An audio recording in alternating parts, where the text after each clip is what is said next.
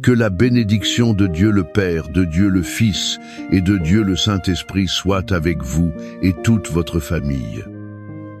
Bonjour mon frère bien-aimé, ma sœur bien-aimée. Soyez les bienvenus dans cet espace sacré de prière et de réflexion. Je vous salue dans la paix du Seigneur Jésus. Je demande qu'en ce moment même, où que vous soyez, un manteau de tranquillité et de protection divine commence à couvrir votre esprit et votre cœur. Ce manteau doit aussi couvrir votre maison et chaque membre de votre famille. Imaginez dès maintenant par la foi que la présence de Dieu devient si réelle dans votre environnement. C'est comme si un cocon de lumière vous enveloppait. Ceci est le sceau du Saint-Esprit sur votre vie.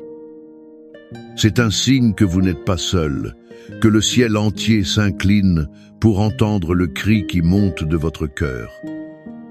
Je bénis votre entrée en ce moment de prière et je déclare que vous ne repartirez pas comme vous êtes venus. Il y aura un renouveau, il y aura de l'espoir, il y aura la manifestation du pouvoir de Dieu sur votre famille.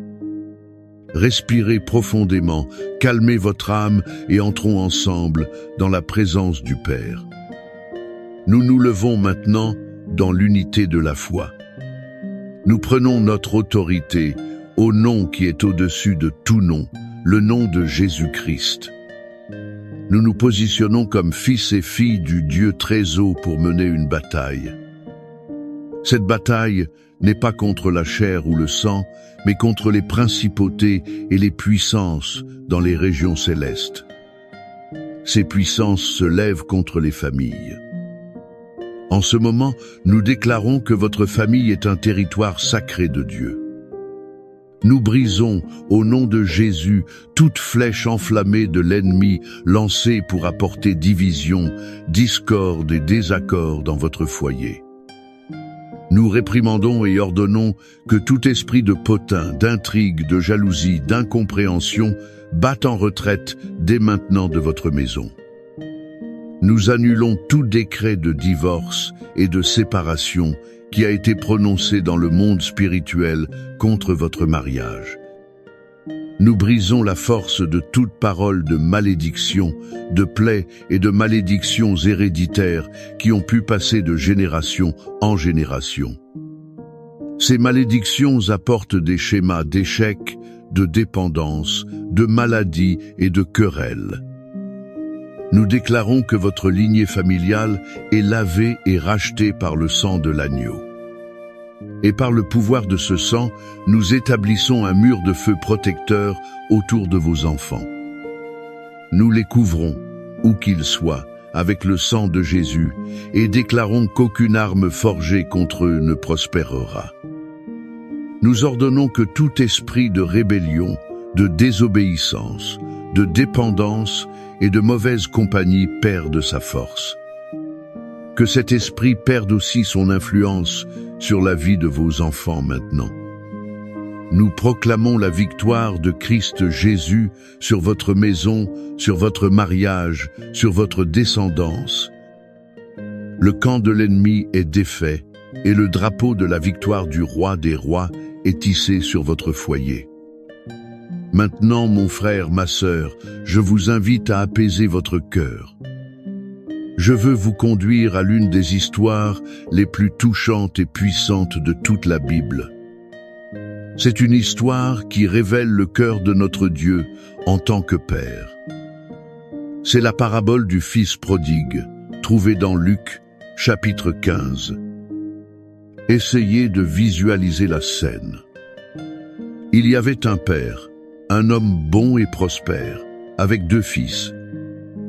Le plus jeune, dans un acte d'arrogance et d'empressement de vivre, s'approche du père et fait la demande la plus douloureuse qu'un fils puisse faire. « Père, donne-moi la part de l'héritage qui me revient. » En d'autres termes, il disait « Père, pour moi, tu es déjà mort.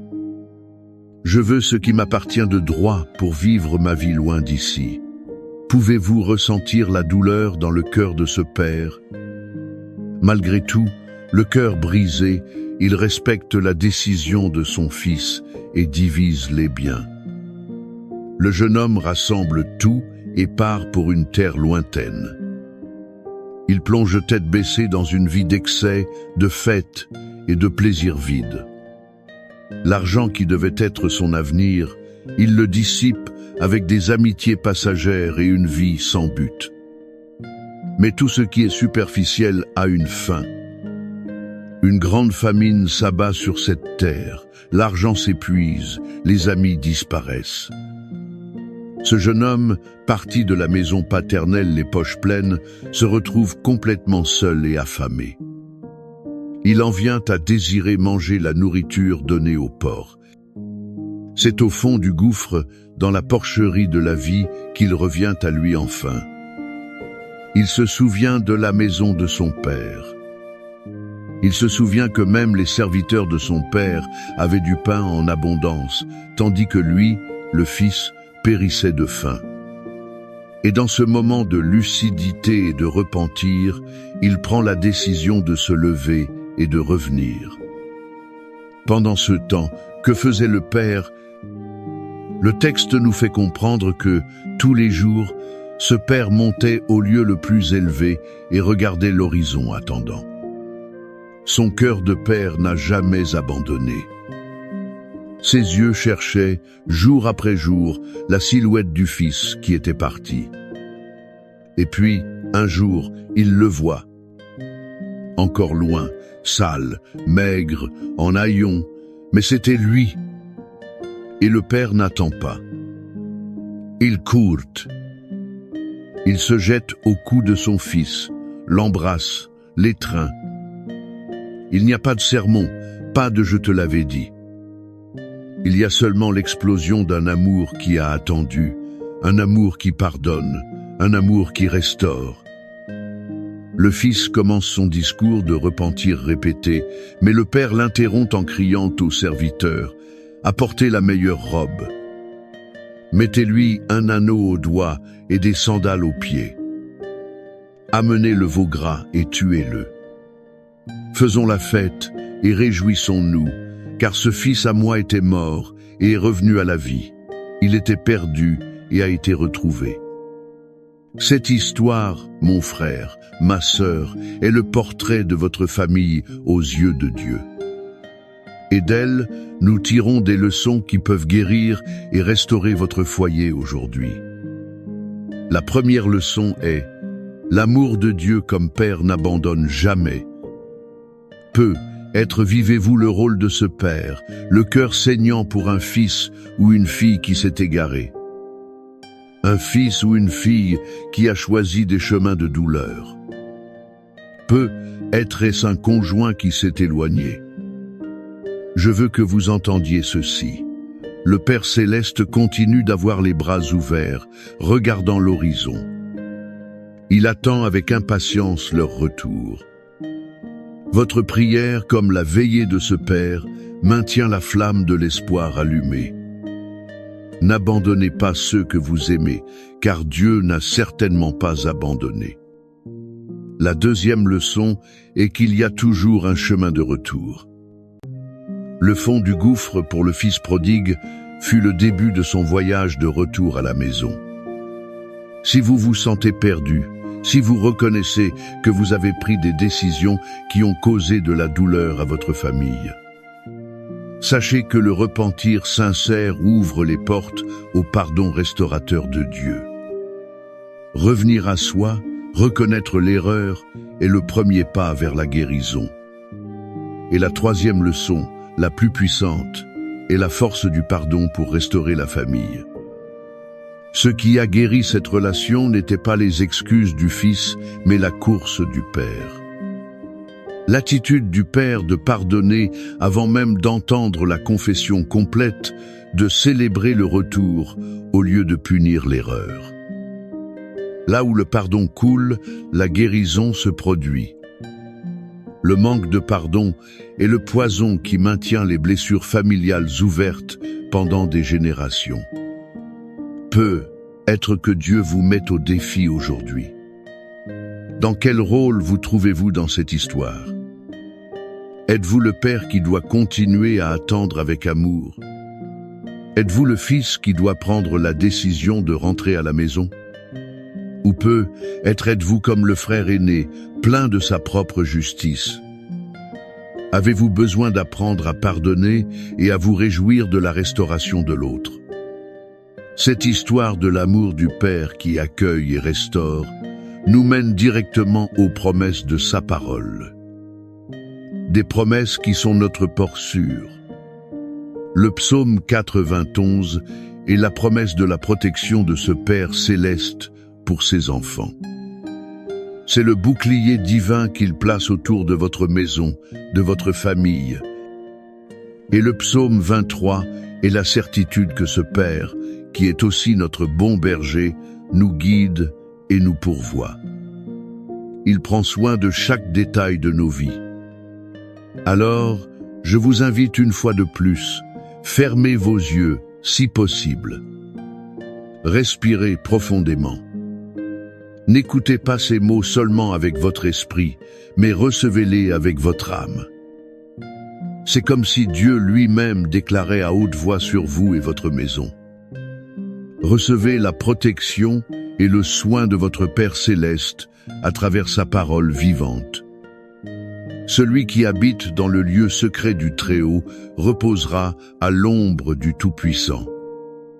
Je dirai du Seigneur, il est mon Dieu, mon refuge, ma forteresse, et en lui je me confierai. Car il te délivrera du piège de l'oiseleur et de la peste pernicieuse. Il te couvrira de ses plumes, et sous ses ailes tu te confieras. Sa vérité sera ton bouclier et ta cuirasse. Tu n'auras pas peur des terreurs de la nuit, ni de la flèche qui vole le jour, ni de la peste qui marche dans l'obscurité, ni de la destruction qui ravage à midi. 1000 tomberont à ton côté, et 10 000 à ta droite, mais tu ne seras pas atteint. Seulement de tes yeux, tu contempleras, et tu verras la récompense des méchants. Car toi, ô Seigneur, tu es mon refuge. Tu as fait du Très-Haut ta demeure. Aucun mal ne t'arrivera, et aucun fléau n'approchera de ta tente. Car il ordonnera à ses anges à ton sujet de te garder dans toutes tes voies. Ils te porteront sur leurs mains, de peur que ton pied ne heurte une pierre. Tu marcheras sur le lion et la vipère, tu fouleras le lionceau et le serpent. Puisqu'il m'a tant aimé, je le délivrerai aussi. Je le mettrai en lieu sûr, car il connaît mon nom. Il m'invoquera, et je lui répondrai. Je serai avec lui dans la détresse, je l'en délivrerai, et je le glorifierai. Je le rassasierai de longs jours, et je lui montrerai mon salut. Père de miséricorde, Père du Fils prodigue, notre Père, notre refuge et notre forteresse. Nous nous approchons de toi sur la base de ta propre parole et de ton cœur révélé dans la parabole. Nous te remercions car tu es le Dieu qui attend, qui court dans notre direction. Tu prépares aussi une fête pour notre retour. En ce moment, nous unissons notre foi à la foi de chaque personne qui écoute cette prière, et nous te présentons leur famille. Seigneur, nous clamons pour chaque fils et fille qui, comme le prodigue, s'est éloigné de la maison et de tes chemins. Aujourd'hui, il se trouve peu être dans un lieu de danger, de dépendance ou de douleur. Père, où qu'ils soient, nous demandons que ton Saint-Esprit les atteigne, qu'il puisse revenir à eux dès maintenant, que le mal du pays, le souvenir de l'amour, inonde leur cœur et les pousse sur le chemin du retour. Nous brisons les chaînes qui les retiennent et déclarons que les portes de la captivité spirituelle s'ouvrent. Père, nous prions pour les mariages qui affrontent la famine de l'indifférence, du ressentiment, de la trahison. Comme le psaume 23 dit que tu nous fais reposer dans de verts pâturages et nous guides vers des eaux calmes. nous te demandons, restaure la paix, la communion et l'amour dans ces foyers. Là où le pâturage s'est desséché, fais jaillir la vie à nouveau. Conduis les couples à un nouveau temps de rafraîchissement en toi. Nous prions pour la guérison des relations brisées entre parents et enfants, entre frères et sœurs. Là où il y a des murs de silence et de ressentiment, que ton amour, qui a pardonné aux prodigues sans hésiter, qu'il vienne démolir chaque brique d'orgueil et de rancœur. Libère le pardon, Seigneur, et avec lui la réconciliation et la joie de l'unité. Nous clamons pour la provision promise dans le psaume 23. Tu es notre berger, et rien ne nous manquera. Pour la famille qui affronte la difficulté financière, l'incertitude du lendemain, ouvre les portes de la providence. Prépare la table en présence des adversaires et fais déborder le calice de la bénédiction. Que le pain, le travail et la paix ne manquent pas dans chaque foyer. Et, Seigneur, nous étendons tes mains guérisseuses sur chaque personne. Guéris les corps malades, réprimande toute maladie au nom de Jésus. Mais guéris principalement les blessures de l'âme, le rejet, l'abandon, la tristesse, l'anxiété.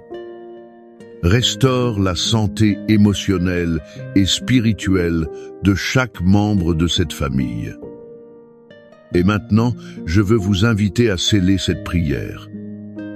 Je veux vous inviter à interagir avec nous, à renforcer cette chaîne de foi. Écrivez ici dans les commentaires le nom de votre famille ou tapez simplement avec foi. Ma famille est sous la protection, l'unité et la restauration de Dieu. En faisant cela, vous prophétisez sur votre maison. Que la paix qui surpasse toute intelligence, la paix qui vient de la certitude d'être aimé par cet incroyable Père, qu'elle inonde votre cœur maintenant. Que la certitude de la protection du psaume 91 et du soin du psaume 23 soit votre forteresse durant toute cette semaine. Allez en paix, sachant que vous et votre maison servez un Dieu fidèle. Un Dieu qui restaure des histoires, unit des familles et accomplit ses promesses. La bénédiction du Père, l'amour du Fils et la communion du Saint-Esprit soient et demeurent avec vous, aujourd'hui et pour toujours. Amen.